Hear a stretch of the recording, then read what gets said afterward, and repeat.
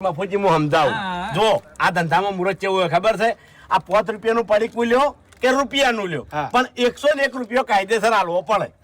એને મુહૂર્ત કહેવાય તમે મોટા બુવાજી છો એટલે તમારે કાયદેસર મુહૂર્ત કરાવવું પડે કઈને કીધું હા મન કયું આમો ગણતું જ નહીં હાલ મોગી માએ કીધું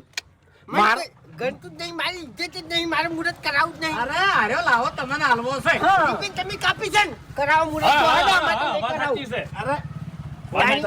તમે મોટા છો ભલા આદમી હા જે રિપીટ કાપે એ મુહૂર્ત કરાવે એવું છે હા કશો વાંધો નહીં હેડો અમે હાલ છે 101 રૂપિયા અમે તો મુહૂર્ત કરાવશે પણ બાચી હમણાં એ હરીભાઈ હવે એ જો મુહૂર્ત કરજો લાવો હા લાવો કોણ લાવો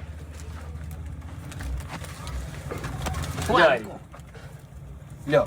આ મફુજીના અને મારા મુહૂર્ત ના હો કોઈ લેવું નહીં ખાલી એક ચોકલેટ આવી દે ખાલી ગુંજા આયા છો